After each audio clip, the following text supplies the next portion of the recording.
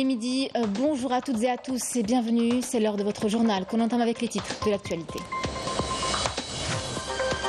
Le président de la République, Abdelmadjid Tebboune, avait hier échangé les vœux de Eid al-Adha avec Recep Tayyip Erdogan, président de la République de Turquie, souhaitant aux deux peuples prospérité et progrès. Les présidents ont aussi évoqué les relations privilégiées entre les deux pays.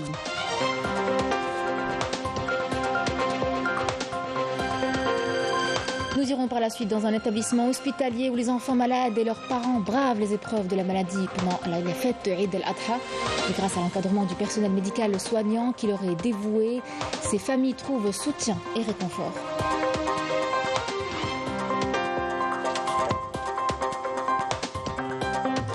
Eid al-Adha, une fête religieuse lors de laquelle certains citoyens ont fait le choix de sacrifier les animaux dans les boucheries et abattoirs, alliant ainsi la tradition et respect des normes sanitaires.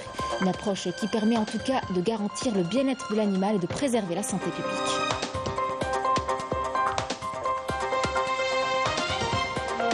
Une fois que la carcasse du mouton sacrifié est découpée, nombreuses sont les familles qui vont saler et sécher une partie de cette viande et en faire al-qadid. Cela donne au plat un goût savoureux. C'est une préparation ancestrale qui varie selon les régions du pays. Mesdames, Messieurs, bienvenue à vous. Deuxième jour de Eid al-Adha aujourd'hui. Le président de la République, Abdelmadjid Tebboune, avait hier échangé les vœux de Eid al-Adha avec Recep Tayyip Erdogan, président de la République de Turquie, pays frère, souhaitant aux deux peuples algériens et turcs davantage de prospérité et de progrès.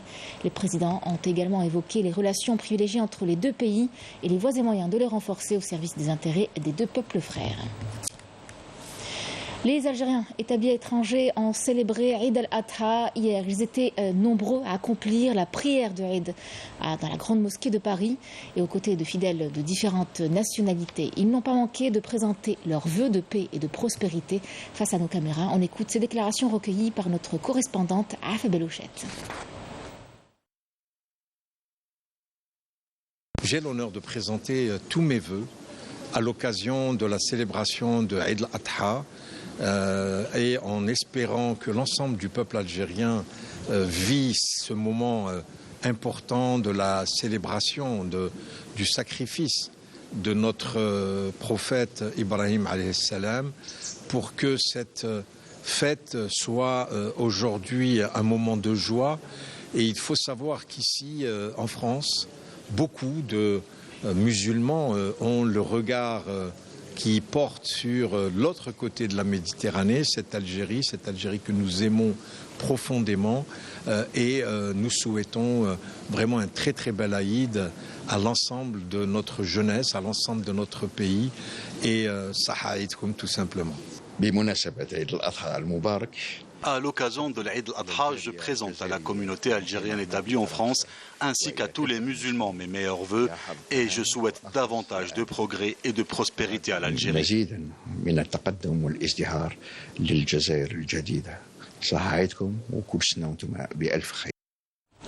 Et en ce deuxième jour de Eid al-Adha, le ministre de la Santé Abdelhak Saihi effectue une visite à l'hôpital de Bir Traria, Djeli Belkhanchir, pour partager la joie avec les enfants et leurs familles. Des enfants auxquels nous nous sommes intéressés, qui tiennent le coup en tout cas grâce à la présence de leur famille et à l'encadrement du personnel médical soignant qui leur est dévoué. Ces familles trouvent réconfort et soutien dans une atmosphère empreinte d'empathie et de compassion. Rina Lorari. Contraint de fêter l'Eid al-Adha à l'hôpital, Ishaq Ritaj et Shihab affichent un sourire éclatant et pour cause, leurs parents respectifs sont venus passer l'Eid avec eux. Nous remercions tout le personnel médical qui est aux petits soins avec nos enfants.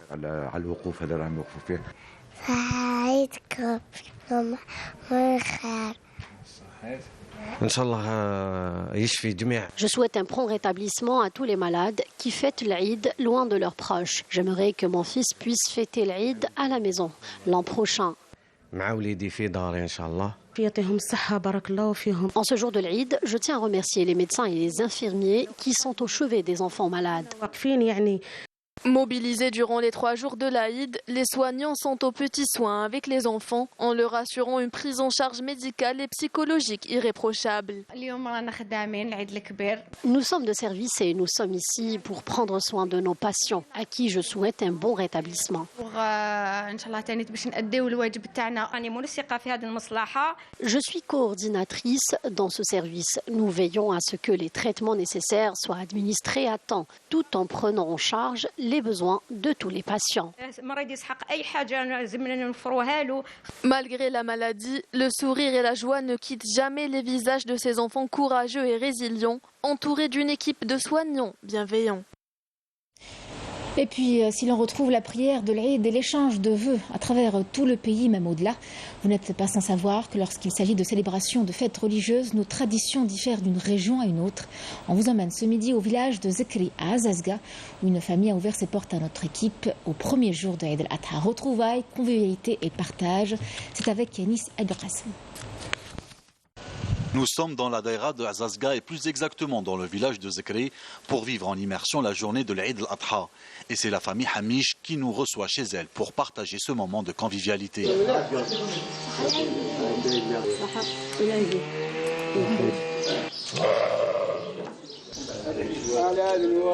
Juste après la prière de l'Aïd, les habitants du village se retrouvent pour échanger les vœux avant de procéder au rituel du sacrifice. Et comme dans chaque région du pays, les traditions et les rituels diffèrent. Nous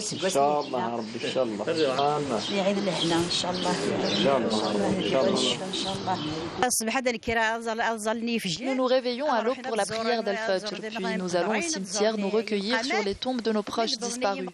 Juste après, certains rentrent chez eux, d'autres font le tour du village pour souhaiter un bon Eid aux voisins. Puis, les hommes procèdent à l'immolation du mouton.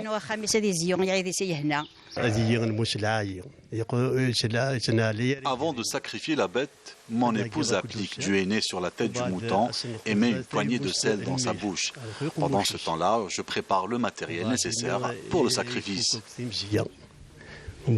Après avoir accompli le rituel du sacrifice, les vieux du village se réunissent pour réciter le Coran et les chants religieux.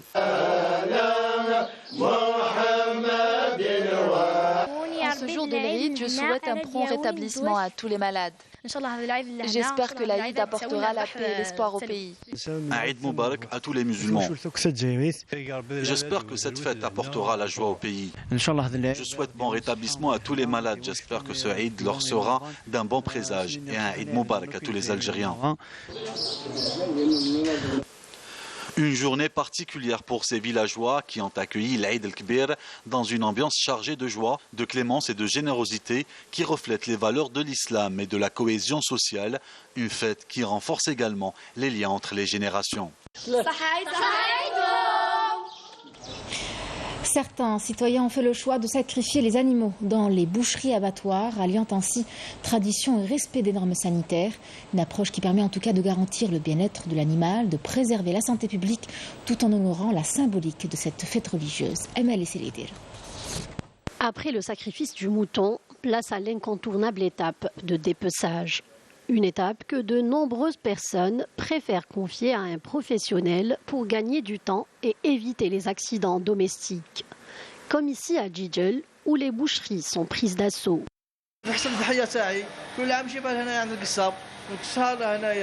Chaque année, je ramène le mouton chez le boucher. C'est plus rapide, c'est la meilleure façon d'éviter de se blesser. On découpe la viande comme le souhaite notre client. Je ramène mon mouton chaque année chez le boucher pour le découper. On est ouvert chaque Aïd pour servir nos clients. On fait de notre mieux pour leur offrir un service de qualité. Beaucoup de personnes ont préféré se diriger vers l'abattoir pour le sacrifice du mouton. Ici, toutes les mesures ont été prises pour répondre aux attentes des clients. Chaque année, j'accomplis le rituel du sacrifice du mouton dans cet abattoir. L'endroit est propre, tout s'est bien déroulé. Il y a aussi une bonne ambiance. Nous avons accueilli un grand nombre de personnes cette matinée. Les gens ont préféré venir ici pour sacrifier leurs moutons car on assure un service de qualité de l'abattage jusqu'au transport. Respecter quelques règles d'hygiène et certaines précautions dans l'abattage des moutons demeure le seul moyen de passer une fête de Eid al-Adha sans aucun risque. La collecte des peaux de moutons sacrifiés se poursuit. Cette opération lancée par le ministère de l'Industrie a pour but de préserver l'environnement, bien sûr, mais aussi et surtout de valoriser cette matière première et d'en faire un intrant pour l'industrie du cuir et du textile. D'où le rôle important, bien sûr, du citoyen pour faire de ce programme une véritable réussite. Yasmine Massoudi. L'an dernier, plus d'1 million de peaux de moutons ont été collectées en Algérie à l'occasion de l'Aïd al-Adha. Cette année, plusieurs équipes de nettoiement ont été mobilisées pour assurer la collecte des peaux de moutons sacrifiés. Nous sommes présents aujourd'hui pour le ramassage des peaux et le nettoyage des bennes. Les habitants des quartiers sont venus nous aider. Comme vous avez déjà vu, on a créé le point de collecte. Aussi, on a sensibilisé plutôt les citoyens pour mettre du sel sur les peaux de mouton, pour assurer des peaux bien sèches et bien saines. L'entreprise algérienne du cuir et dérivés œuvre depuis des années, en collaboration avec les sociétés de nettoiement, à mobiliser tous les moyens humains et matériels pour la valorisation des peaux de moutons sacrifiés. L'État a mis tous les moyens pour l'acheminer, la collecter au niveau de toutes les APC et au niveau de toutes les wilayas. Donc, Inch'Allah, nous demandons aux citoyens, Inch'Allah, de se mobiliser pour faire réussir cette opération.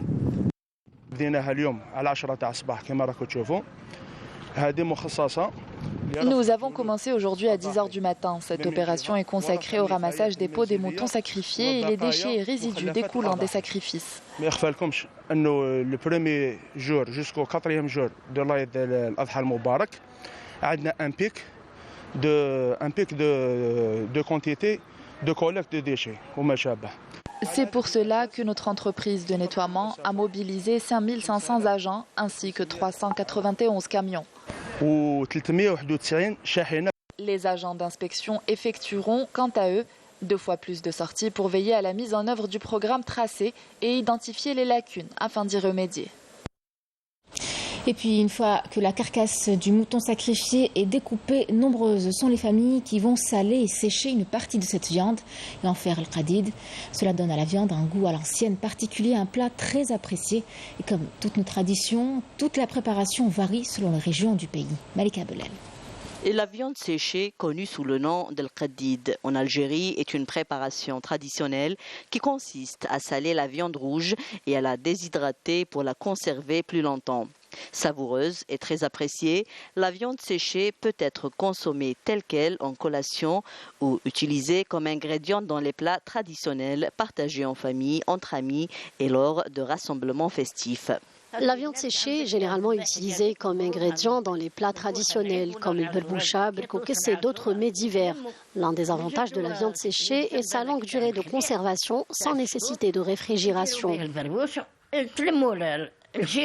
Pendant les fêtes, notamment lors de Eid al-Adha, une partie de la viande est consommée fraîche, une autre est congelée, tandis qu'une autre partie est préparée pour être séchée et conservée.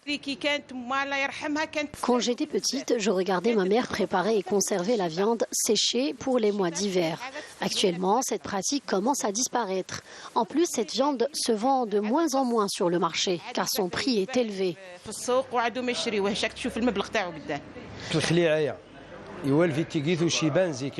Dans les années 50 et 60, tout le monde n'avait pas les moyens de conserver la viande, comme les congélateurs et les réfrigérateurs. Mon père était boucher. Pour conserver la viande plus longtemps, il lui mettait du sel et la laissait sécher.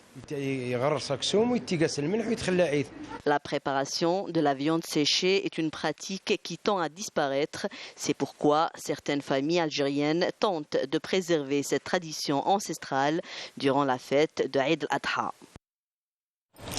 Ce deuxième jour de Eid al-Adha marque le premier des 3 jours d'Al-Tashriq. Les pèlerins accomplissent leur rituel des 3 jours d'Al-Tashriq qui durent jusqu'au 13e jour du mois de Dhul Hijjah, où les pèlerins se relaient sur le site d'Amina pour jeter des cailloux sur une grande stèle symbolisant le diable.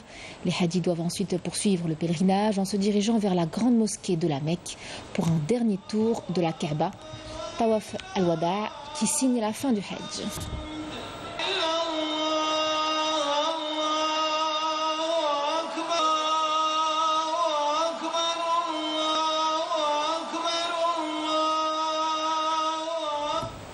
Nous avons été à la rencontre de Hadji algériens sur les lieux saints de l'islam. Ils nous ont partagé leurs vœux à l'occasion de Eid al-Adha. Écoutons-les. هذه البقعة الشريفة نطلبوا إن شاء الله البلاد لهنا تاعنا عزيزة بزاف بلاد 1.5 مليون شهيد ونطلبوا الأمة الإسلامية ثاني نتمنوا لهم عيد أضحى مبارك والله يجعل القبول إن شاء الله وانتم جماعة تاع الصحابة بارك الله فيكم ربي يجازيكم. نتمنوا لبلادنا إن شاء الله لهنا وإن شاء الله يا ربي دائما محفوظة محروسة ونتمنوا للجيش الوطني الشعبي دائما ربي يحفظه إن شاء الله ويسترنا ويغفر لنا ويتجاوز عنا كل أجمعين إن شاء الله يا رب العالمين. ونتمنوا العيد سعيد لأولادنا وأهلنا وبلادنا والله يحفظ بلادنا وحدودنا إن شاء الله يحفظ أمننا ويحفظ رئيسنا إن شاء الله. نتمنى عيد سعيد أمة محمد كافة. صحة عيد للجزائريين كامل والأمة الإسلامية كامل. نتمنى لهم عيد سعيد وكل عام إن شاء الله هم بخير وينعاد علينا إن شاء الله بالصحة والهناء والبلاد إن شاء الله ولا الجزائر إن شاء الله. الله يحفظ بلادنا إن شاء الله وينصرها إن شاء الله على من يعاداها إن شاء الله يا رب يعجلها دائما إن شاء الله عالية وغالية إن شاء الله يا رب إن شاء الله. بمناسبة عيد الأضحى المبارك ومن أشرف البقاع نسأل الله سبحانه وتعالى عيد مبارك الشعب الجزائري خاصة والأمة الإسلامية عامة وندعو الله سبحانه وتعالى لوطن المفضل اللهم اجعله بلدا آمنا سخاء رخاء وسائر بلاد المسلمين وندعو الله سبحانه وتعالى لولي الأمر اللهم وفقه وأيده بالبطانة الصالحة ونسأل الله سبحانه وتعالى أن يعود الحجاج الميامين إلى ديارهم سالمين غانمين يا رب العالمين. احنا متواجدين اليوم في ميناء لإتمام مشاعر الحج والحمد لله أنا نتمنى إلى بلادنا كل يعني الخير والبركة لعامة المسلمين ونقول لهم عيدكم مبارك. L'Algérie condamne dans les termes les plus forts l'acte provocateur d'intégristes suédois ayant brûlé devant une mosquée de Stockholm des pages d'un exemplaire du Coran lors d'un rassemblement autorisé par les autorités suédoises, dénonçant un acte irresponsable, une incitation à la haine. L'Algérie réaffirme son rejet catégorique pour cet acte provocateur survenu le premier jour de Eid al-Adha et affirme que ce genre de pratiques répétées qui portent atteinte aux musulmans sont de nature à attiser la haine et heurter la sensibilité des musulmans. L'Algérie qui réitère son appel à faire les valeurs du pardon, du dialogue et du vivre ensemble et du rejet de l'extrémisme, ainsi que le respect de toutes les religions. Le secrétaire général de l'ONU, Antonio Guterres, a hier condamné les projets prévoyant la construction de plus de 5500 logements dans les colonies par l'entité sioniste en Cisjordanie occupée et qualifie cet acte de violation flagrante du droit international et des résolutions pertinentes des Nations Unies. Antonio Guterres exhorte une fois de plus le gouvernement de l'entité sioniste à stopper et à inverser l'expansion des colonies de peuplement dans les territoires palestiniens occupés et à cesser immédiatement toutes les activités de peuplement dans ces territoires. De retour en Algérie pour vous parler de l'été qui s'est bel et bien installé. Vous le savez, parmi les wilayas qui ont le plus la cote auprès des estivants et qui s'attendent à recevoir une foule de vacanciers, il y a Ain Timouchent. Les infrastructures hôtelières dans les communes de Bnissaf et Targa notamment ont été renforcées pour cette saison. Il s'agit de projets qui ont vu le jour grâce à des autorisations exceptionnelles d'exploitation. Le reportage est signé Saïd Amayouf. Les licences d'exploitation exceptionnelles dont ont bénéficié certains établissements hôteliers dans la belle région côtière de Bnissaf permettent sans nul doute de renforcer les capacités d'hébergement avec un nombre de lits supplémentaires pour toute la wilaya de Ain Timouchent. Bnissaf regorge de potentialités touristiques éblouissantes, d'où l'idée d'investir dans cet endroit. Nous avons 80 lits répartis sur 25 chambres et on a pu créer ainsi 20 postes d'emploi pour la haute saison.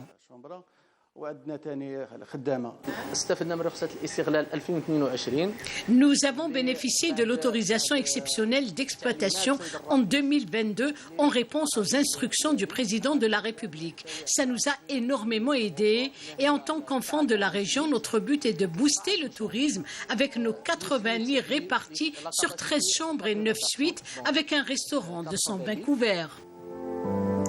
Dans la ravissante commune de Terga, c'est un investissement imposant d'une station de thalassothérapie devant entrer incessamment en exploitation afin de combler un manque à gagner en matière de tourisme médical. Notre structure sort un peu de l'ordinaire par rapport à ce qui se fait, d'abord par son architecture, par sa capacité d'accueil et ses services.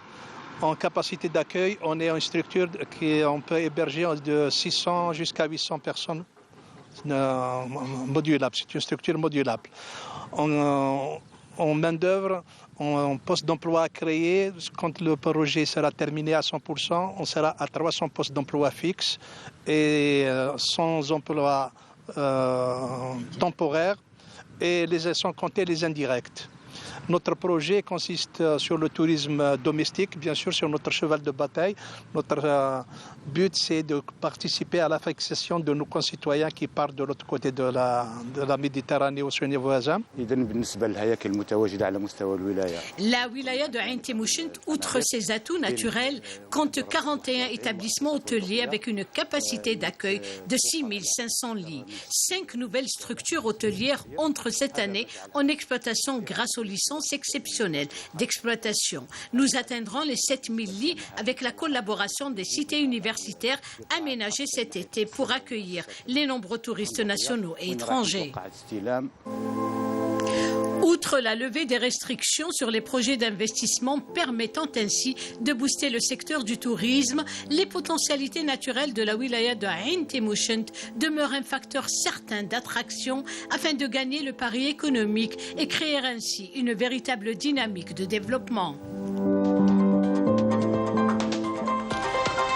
C'était le journal de la rédaction. Merci à vous de l'avoir suivi. Remerciements également à toute notre régie. À sa tête, le réalisateur Ouchel Mohamed. Tout de suite, les nouvelles du ciel avec Mina Abed. Je vous retrouve à 19h pour l'édition du soir. Excellent après-midi à tous. Saha alaikum.